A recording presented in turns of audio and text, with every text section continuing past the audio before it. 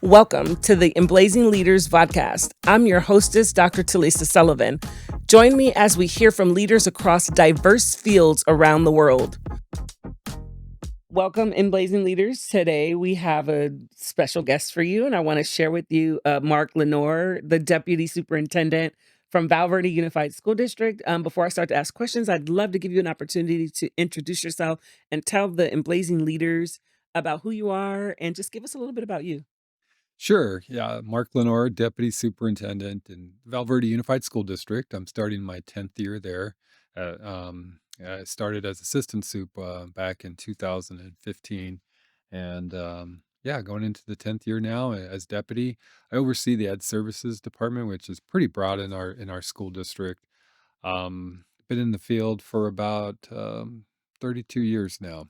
Yeah. And so science teacher prior to that, made my way up as assistant principal, then principal. But I think the thing that's different with me is I was a site administrator for 18 years, and you don't see that too much anymore. I think we're going through transitions in the field. The administrators are coming into the ranks a little younger. Mm-hmm. Usually they don't stay in the positions as long. I think you're really starting to see my generation and older are just kind of going through and now starting to embark on retirement, which is causing a number of openings. And I think, quite frankly, a lot of people are, since COVID, are relooking at things. Some people aren't necessarily interested in working leadership positions these days. So, I didn't really think about it until you asked the question right now. Yeah.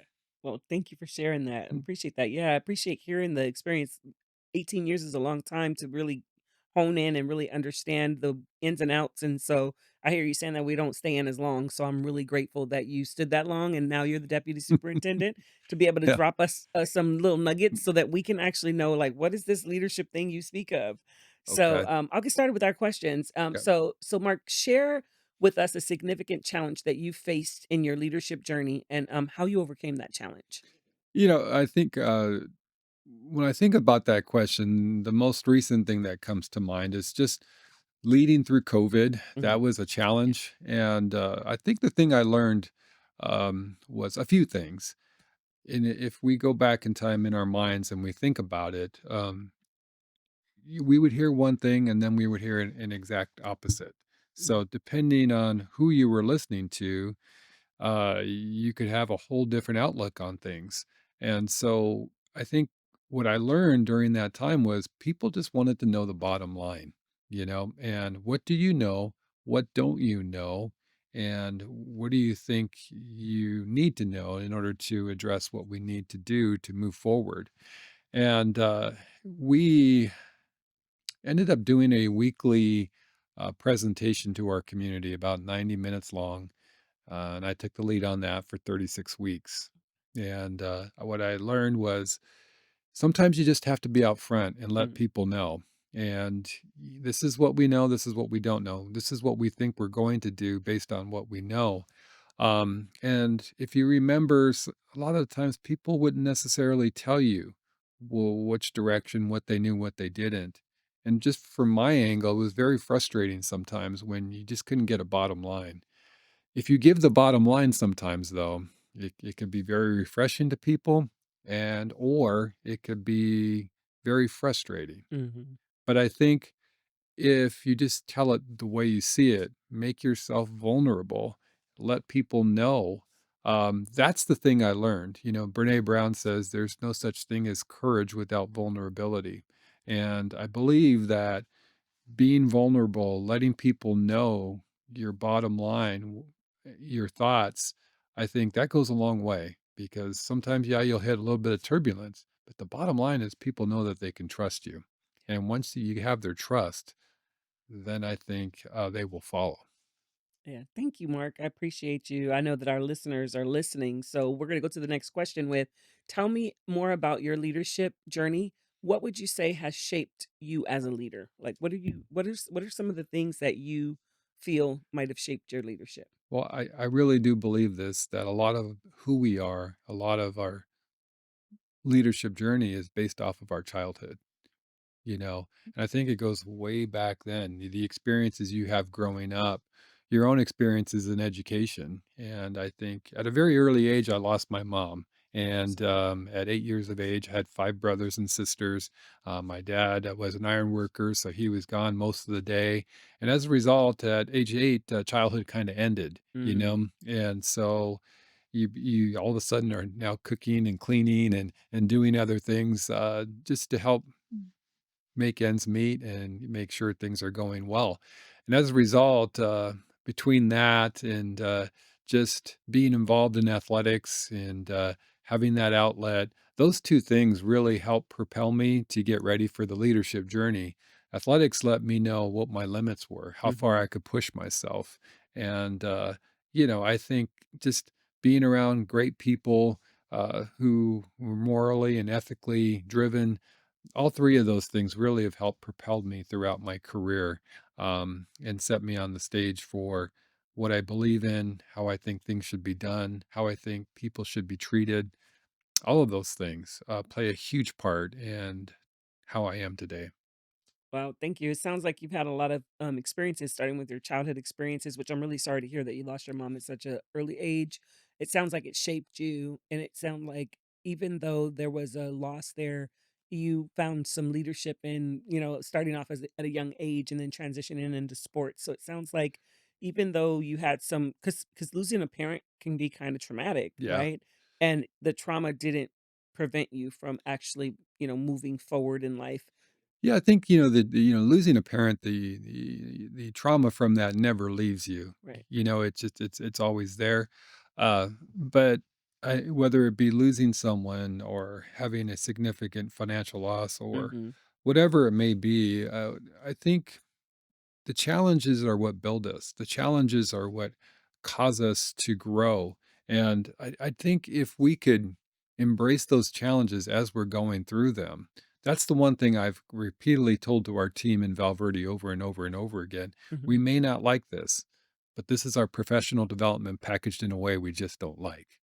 Wow. As a result Mhm. of going through this and working together, we're going to get stronger. We will overcome this. And you'll see that it'll help propel us as we move forward.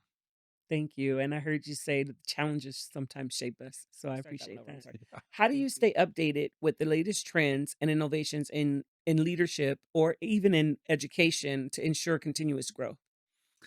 That's a great question. I like to be in certain circles. This question here is a deep question for me because in my mind, as I worked through and became an administrator in education, one thing I kind of saw, and it's not so much the case today, it still exists, but not as bad as it was before. But it appeared that we were behind the times of like business, Mhm. behind the times of government. And my thought was, wouldn't it be great to be part of a think tank, be a part of an organization where you get to have input, where you're studying trends inside of education, outside of education, and it could be in technology, it could be in business, it could be in a number of different things, basically just in best practices in the Mhm. field of education itself. Mhm. So I did have a unique opportunity where I got to work at our county office of education in Riverside, where they gave me a unique position that had never been done before, which allowed me to dive deep into what are the practices that are happening within our schools in Riverside Mhm. County.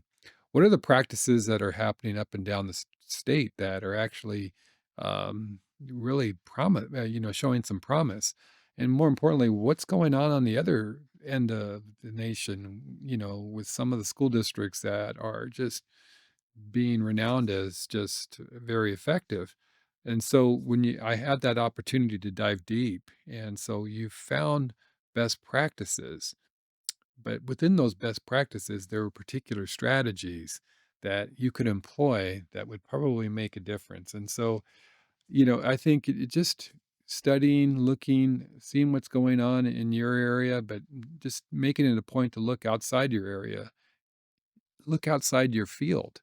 I think you have to make those extra attempts. And if you're doing those things, you're going to come walking away Probably with a little more conviction that there might be some things we're already doing that are pretty effective. Mhm. Maybe we just need to alter the approach and how we implement them.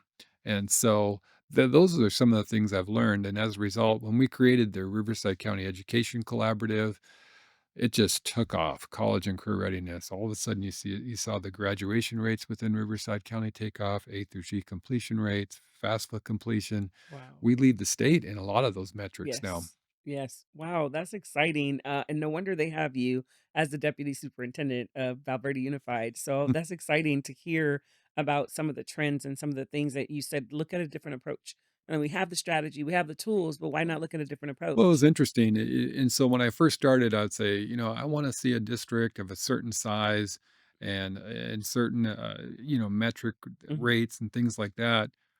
But what I found was it didn't matter the size of the school district or the demographics. Best practices are just best practices, and I might have saw an academy or a charter program, and some of the individual strategies that they employed in those schools could work. How do we just re-engineer the logistics so it may work at a large urban school district? Mm. I loved hearing you say best practices are just best practices. How can it work? It sounds like you're saying like it works here, but how can we take these best practices and make sure that it works, whether it's a small district or a large district? Right. When I was a high school principal, some of the best practices that we implemented, I learned from visiting elementary schools, Wow. and Wow. it was like immediate intervention and what Yeah. that looked like in the classroom. How can we make that happen at a much larger environment, where we have six different classes and six different subjects all going on at the same time? So that's when we started looking at things deeply like that. That's when the academic achievement just skyrocketed. Yeah, you said something that kind of have me thinking when you talked about because I remember you mentioned that you were a science teacher, if I'm Right. not mistaken. Yeah, you Yes. mentioned being a science teacher, which means that you were probably at the high school level, and then you just mentioned some of the best practices that you found were at the elementary school. And the reason why I loved hearing that is because sometimes our worlds are so separate, Right. and as though these worlds are separate, we don't often cross collaborate. And so hearing you say that really just kind of reminds us all, and reminds our emblazing leaders that best practices are just best practices no matter where you get them from. Collaborate and look into other levels of education in order to bring in those best practices. And there were big differences because my high school was the largest high school in California, Wow. just under 4,000 kids at that point. Mm. And then when you look, it was a much smaller environment at elementary school. But, how do I have that same feel at a much larger organization? What do I do to instill that? What do I do to make sure teachers are effectively collaborating together? So Awesome. It's going to transition us to our next question. So, how do you create an environment where honesty and transparency are valued, yet ensure that feedback is delivered with respect and empathy? okay. Uh, can you ask that one more time? Sure. How do you create an environment where honesty and transparency are valued, yet ensure that feedback is delivered with respect and empathy? So we're going to talk about, you know, everything we're talking about transparency, integrity, honesty. We also need to make sure that we give you feedback and it needs to be delivered with respect and empathy. Yeah.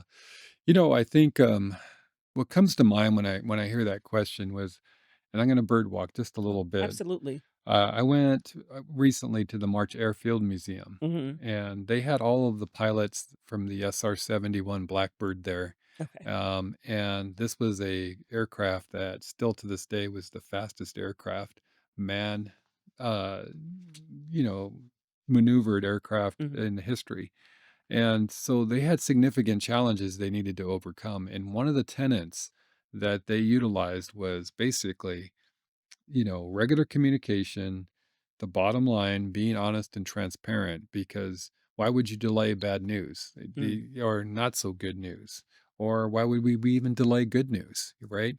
But I think what you have to do is, just first and foremost, let everyone know what your values are. These are the values, these are the non negotiables, these are the things that if we're going to work together, these are our mutually agreed upon ways and manners in which we're going to work together because anything short of that is going to get in the way of our effectiveness. Mhm. And so it's that repeating and the revisiting of that, the modeling of it, that will eventually instill all of that. I think, if you share with people, hey, just give me the news, whether it be good or bad, and you're not holding it against them. But if they are coming in and say, hey, the results aren't what is as good as what we thought, and here's why. I think you have to continually model that as a leader and show that to others that, hey, if we're going to fail, or if we did fail, let's fail forward and keep moving, and don't be caught up in just trying, place blame. It's more about what are we going to do to continue to get better. Yeah, I love that. Continue to what are we gonna do to continue to get better? So I appreciate that. Thank you for that.